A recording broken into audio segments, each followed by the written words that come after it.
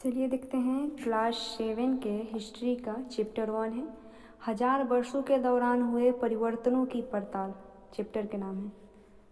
यहाँ पे 2 मानचित्र दिया गया है, जिसमें पहले मानचित्र में है अरब भूगोल वेता अल इदरीसी ने 1154 में बनाया था।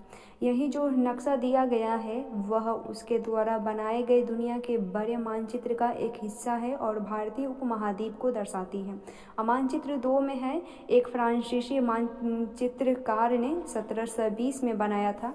दोनों नक्शे एक ही इलाके के हैं मगर उनमें काफ़ी अंतर है। अल इदरीसी के नक्शे में दक्षिण भारत उस जगह है जहां हम आज उत्तर भारत ढूंढेंगे और श्रीलंका का द्वीप ऊपर की तरफ है।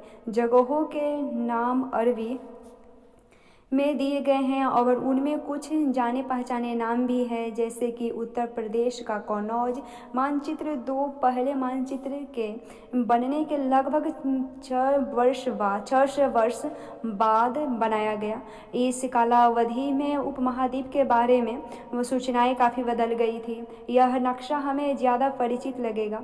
उसमें विशेषकर तटीय इलाकों के बारीक ब्यौरे देखकर आश्चर्य होता है। यूरोप के नाविक तथा व्यापारी अपनी ही समुद्री यात्रा के लिए इस नक्शे का इस्तेमाल किया करते थे।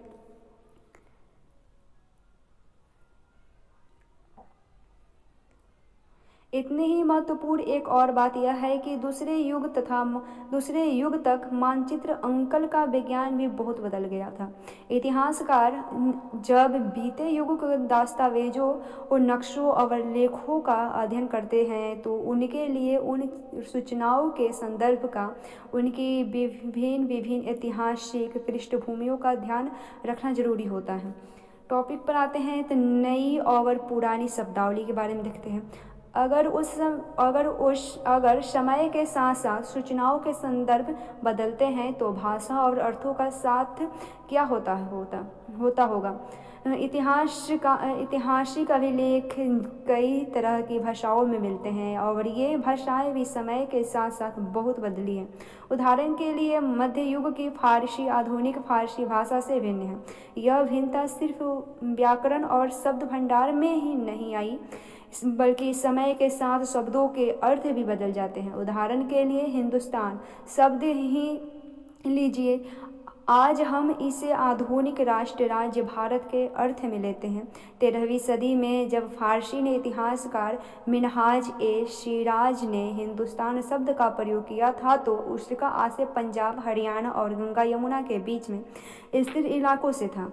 इसने इस शब्द का राजनीतिक अर्थ में उन इलाकों के लिए इस्तेमाल किया था जो दिल्ली के सुल्तान के अधिकार के क्षेत्र में आते थे। सल्तनत के प्रसार के साथ साथ इस शब्द के अंतर्गत आने वाले क्षेत्र भी बढ़ते गए, लेकिन हिंदुस्तान शब्द में दक्षिण भारत का समावेश कभी नहीं हुआ।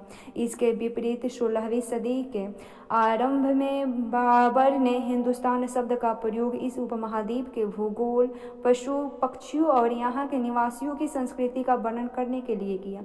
यह प्रयोग 14वीं सदी के कवि अमीर खुसरो द्वारा प्रयुक्त शब्द हिंद के ही कुछ समान था, मगर जहाँ भारत को एक भौगोलिक और सांस्कृतिक सत्व के रूप में पहचाना जा रहा था वहाँ हिंदुस्तान शब्द से वे राजनीति और राष्ट्रीय अर्थ नहीं जुड़े थे जो हम आज जोड़ते हैं।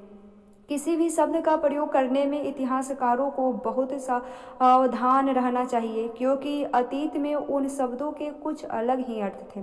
उदाहरण के लिए विदेशी जैसे सीधा साधा शब्द ही ले लीजिए, हमारे लिए आज का अर्थ होता है जैसा व्यक्ति जो भारतीय न हो। मध्य युग से मानो वो किसी गांव में आने वाला कोई भी अनजान व्यक्ति जो उस समाज या संस्कृति का अंग न हो विदेशी कहलाता था। ऐसे हैं व्यक्ति को हिंदी में परदेशी और फारसी में अजनबी कहा जाता था। इसलिए किसी नगरवासी के लिए बनवासी विदेशी होता था, किंतु एक ही गांव में रहने वाले 2 किसान अलग अलग धार्मिक या जाति परंपराओं से जुड़े होने पर भी एक दूसरे के लिए विदेशी नहीं होते थे। फिर एक और टॉपिक है इतिहासकार और उनके स्रोत के बारे में देखते हैं। इतिहासकार किस युग का अध्ययन करते हैं और उनकी खोज की प्रकृति क्या है, इसे देखते हुए वे अलग अलग तरह के स्रोतों का सहारा लेते हैं। उदाहरण के लिए पिछले साल आपने गुप्त वंश के शासकों और हर्षवर्धन के बारे में पढ़ा, यानी अध्याय क्लास 6 में। पर से इस तरह इस पुस्तक में हम मोटे तौर पर 700 से 750 ईस्वी तक लगभग 1000 वर्षों के बारे में पढ़ेंगे।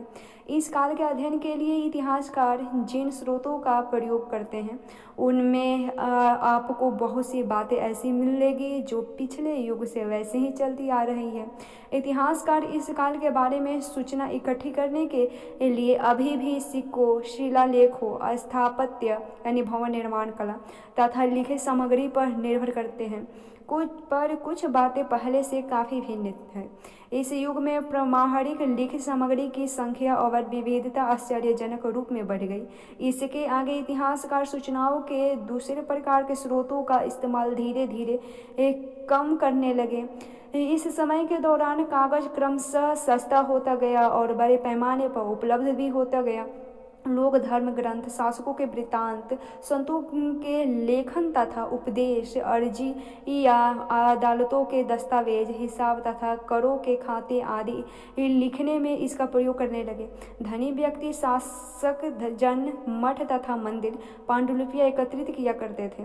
इन पांडुलिपियों की पुस्तकालयों तथा अभिलेखागारों में रखा जाता था। इन पांडुलिपियों तथा दस्तावेजों से इतिहासकारों को बहुत सारी विस्तृत जानकारियाँ मिलती है, मगर साथ ही इसका प्रयोग कठिन है। उन दिनों छापे खाने हैं तो देखे नहीं, इसलिए लिपि या नकल नवीश हाथ से ही पांडुलिपियों की प्रतिकृति बनाते थे।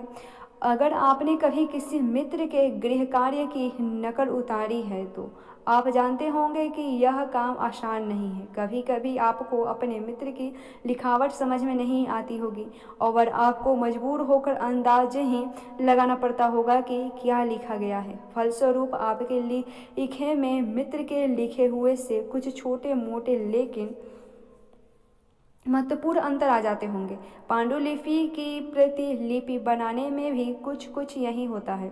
प्रतिलिपियां बनाते हुए लिपि के छोटे मोटे फेर बदल करते चलते थे। कहीं कोई शब्द, कहीं कोई वाक्य।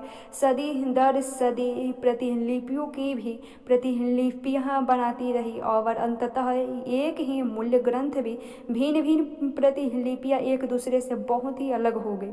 इससे बड़ी गंभीर समस्या उत्पन्न हो गई, क्योंकि आज हमें लेखन की मूल्य पांडुलिपियां शायद ही कहीं मिलती हैं। हमें बाद के लिपिकों द्वारा बनाई गई प्रतिलिपियों पर ही पूरी तरह निर्भर रहना पड़ता है। इसलिए इस बात का अंदाजा लगाने के लिए कि मूलतः लेखक ने क्या लिखा था, इतिहासकारों को एक ही ग्रंथ की विभिन्न प्रतिलिपियों का अध्ययन करना पड़ता है। कई बार लेखक स्वयं भी समय समय पर अपने मूल वृत्तांत में संशोधन करते रहते थे। 14वीं शताब्दी के इतिहासकार जियाउद्दीन बरनी ने अपना वृत्तांत पहली बार 1356 में और दूसरी बार उसके 2 वर्ष बाद लिखा।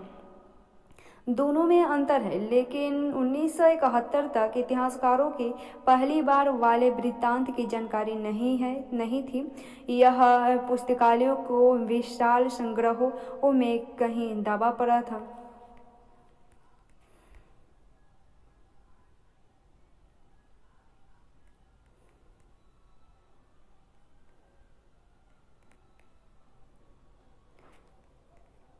कुछ दिया गया है, साइड में देखते हैं। कागज का मूल्य देखते हैं। 2 प्रसंगों की तुलना हम कर सकते हैं। 13वीं सदी के मध्य में एक विद्वान को एक पुस्तक की लिपियां, बाद में देखेंगे। ये टॉपिक पाते हैं, नए सामाजिक और राजनीतिक समूह। सन 700 से और 1750 के बीच की 1000 वर्षों का अध्ययन इतिहासकारों के आगे भारी चुनौतियां रखता है। मुख्य रूप से इसलिए कि इस पूरे काल में बड़े पैमाने पर और उनके तरह के परिवर्तन हुए। इस काल में अलग अलग समय पर नई प्रौद्योगिकी के दर्शन होते हैं, जैसे सिंचाई में रहट, कटाई में चरखे और युद्ध में आग्नेयास्त्र यानी बारूद वाले हथियार का इस्तेमाल। इन उपमहाद्वीप में नई तरह का खान पान भी आया, आलू, मक्का, मिर्च, चाय और कॉफ़ी। ध्यान रहे कि ये तमाम परिवर्तन, नई प्रौद्योगिकियाँ और फसलें उन लोगों के साथ आए जो नए विचार भी लेकर आए। परिणाम स्वरूप यह काल आर्थिक, राजनीतिक, सामाजिक और सांस्कृतिक परिवर्तनों का भी काल रहा। अध्याय 5, 6 और 7 में इसके बारे में हम और जानेंगे। इस युग में लोगों की गतिशीलता, एक स्थान से दूसरे स्थान पर आना जाना भी बहुत बढ़ गया था। अवसर की तलाश में लोगों के झुंड दूर दूर की यात्राएं करने लगे थे। इस उपमहाद्वीप की अपार संपदा और अपना भाग्य गढ़ने के लिए अपार संभावनाएं मौजूद थी। इस काल में जिन समुदायों का महत्व बढ़ा, उनमें से एक समुदाय था राजपूत, जिसका नाम राजपुत्र अर्थात राजा का पुत्र से निकलता है। 18वीं से 14वीं सदी के बीच यह नाम आमतौर पर योद्धाओं के उस समूह के लिए प्रयुक्त होता था जो क्षत्रिय वर्ण के होने का दावा करते थे। राजपूत शब्द के अंतर्गत केवल राजा और सामंत वर्ग ही नहीं, बल्कि वे सेनापति और सैनिक भी आते थे जो पूरे उपमहाद्वीप में अलग अलग शासकों की सेनाओं में सेवारत थे। कवि और चारण राजपूतों की आचार संहिता, प्रबल पराक्रम और स्वामी भक्ति का गुणगान करते थे। इस युग के राजनीतिक दृष्टि से महत्व हासिल करने के अवसर का लाभ मराठा, सिख, जाट, अरोह और कायस्थ यानी मुख्यतः लिपिकों और मुंशियों का कार्य करने वाली जाति आदि समूहों ने भी उठाया।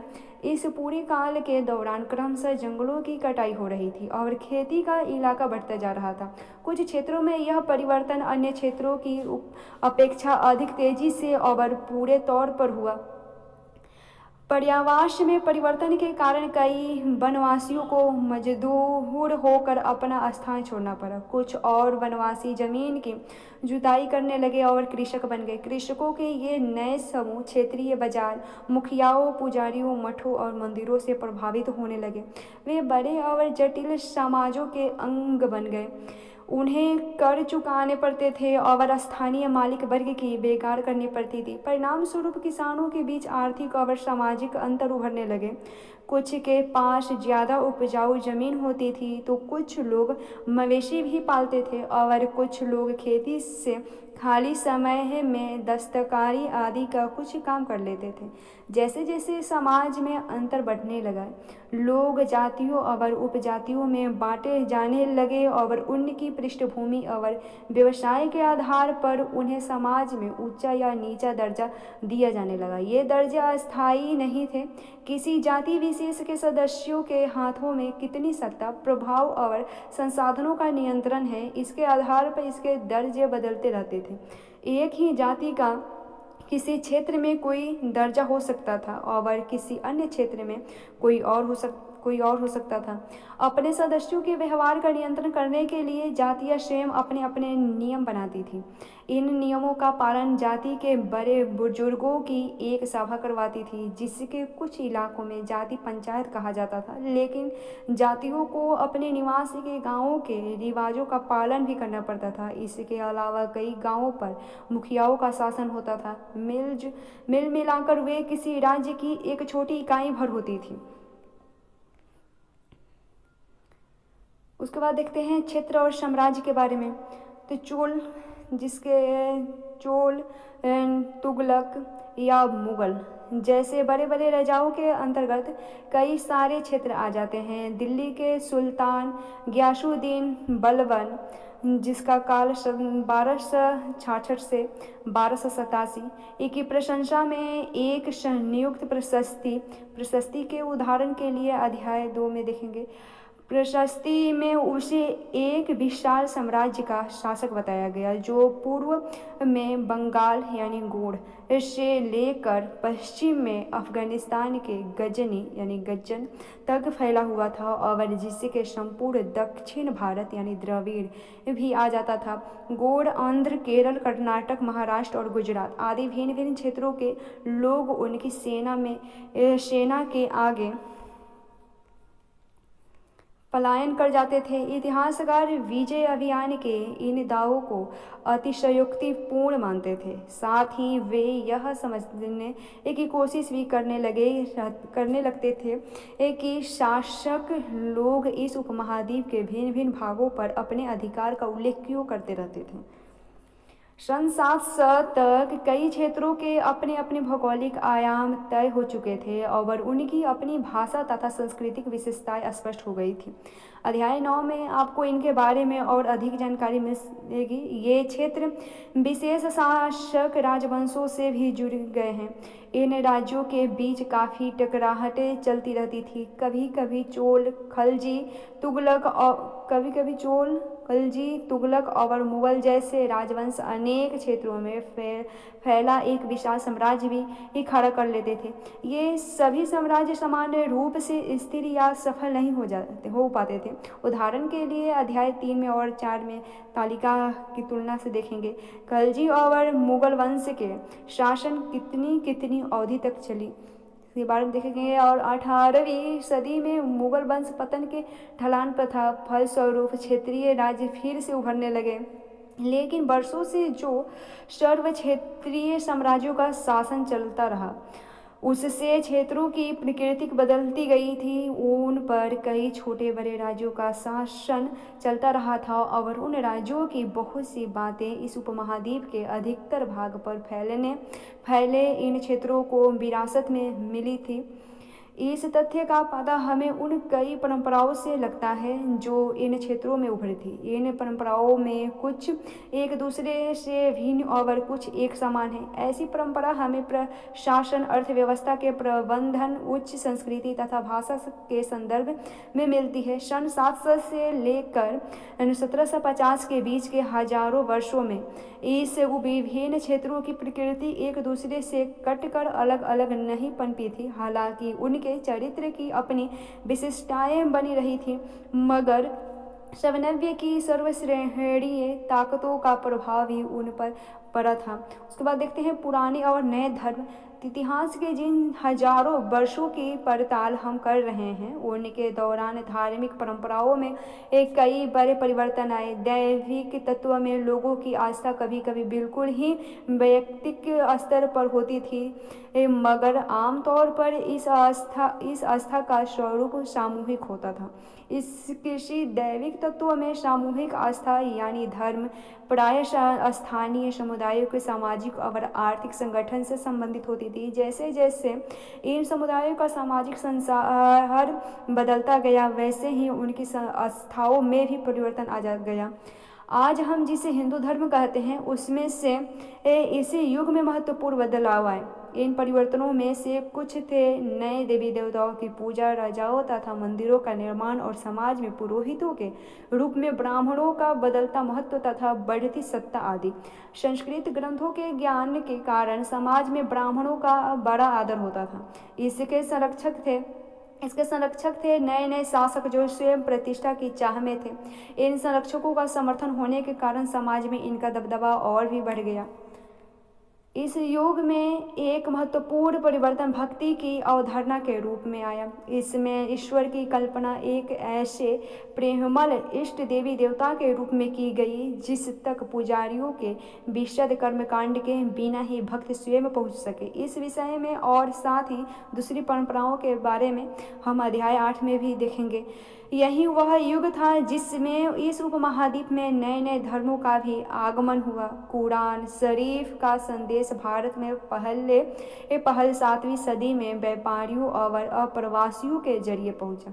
मुसलमान कुरान शरीफ को अपना धर्म ग्रंथ मानते हैं, केवल एक ईश्वर अल्लाह की सत्ता को स्वीकार करते हैं, जिसका प्रेम, करुणा और उदारता अपने में आस्था रखने वाले हर व्यक्ति को गले लगाता है, चाहे उस व्यक्ति की सामाजिक पृष्ठभूमि कुछ भी हो।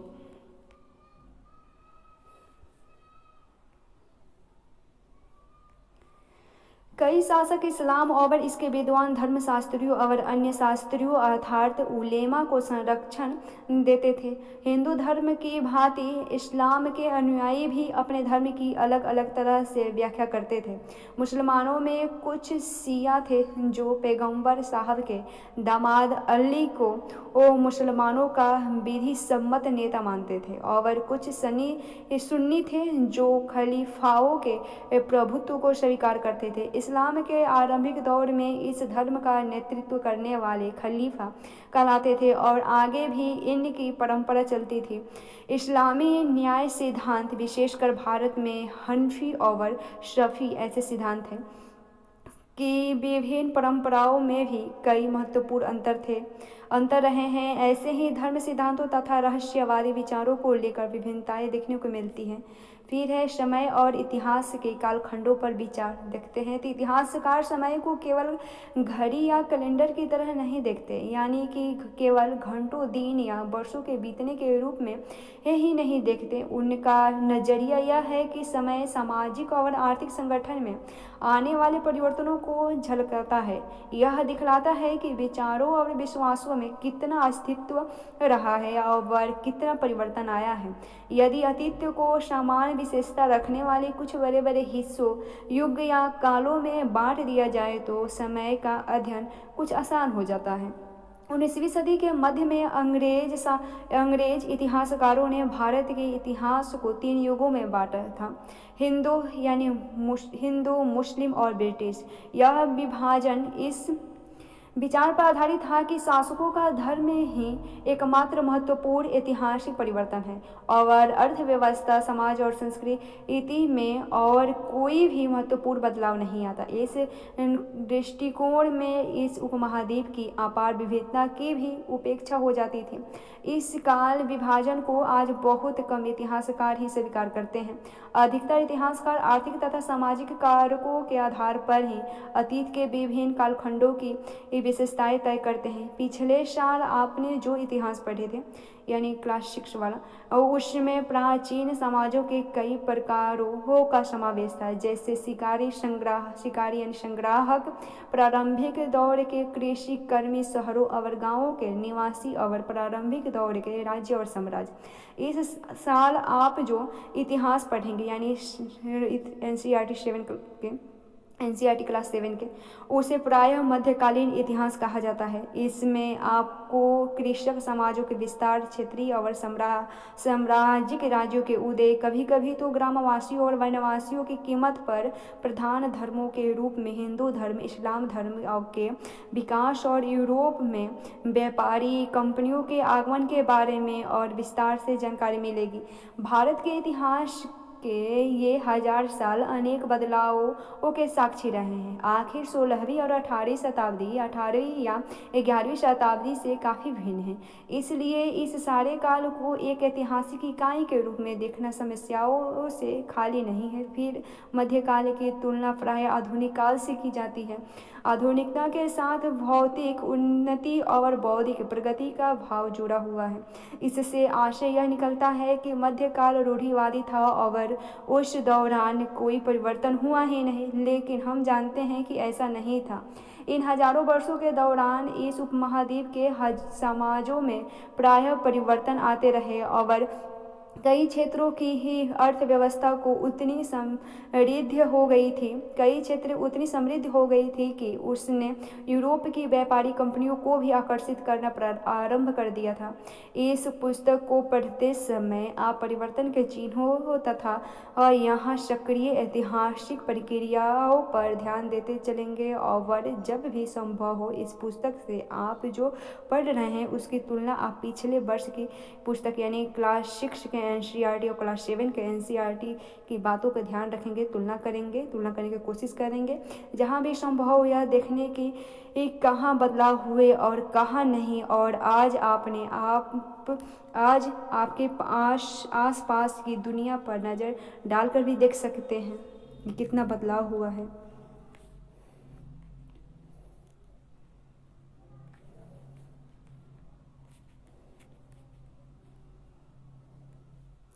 संरक्षक क्या है? तो कोई प्रभावशाली धनी व्यक्ति जो किसी कलाकार, शिल्पकार, विद्वान या अजीत जैसे किसी अन्य व्यक्ति को मदद या सहारा दे और संरक्षक है। फिर देखते हैं कुछ और है। भाषा तथा क्षेत्र के बारे में देखते हैं।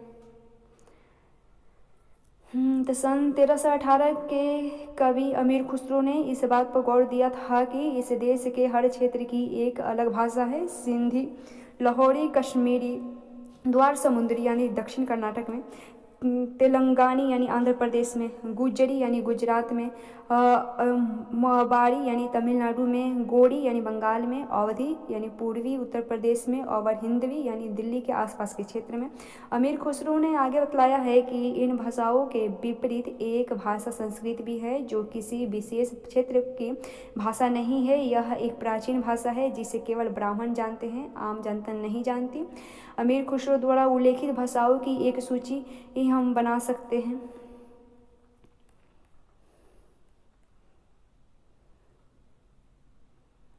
फिर यहाँ एक मानचित्र दिया है, उसमें है मिस्र के शिहाबुद्दीन उमरी द्वारा रचित मसालिक अल अबशर फी ममालिक अल अमसर के अनुसार मोहम्मद तुगलक के राज्यकाल में दिल्ली सल्तनत के अंतर्गत आने वाली प्रांत के बारे में है।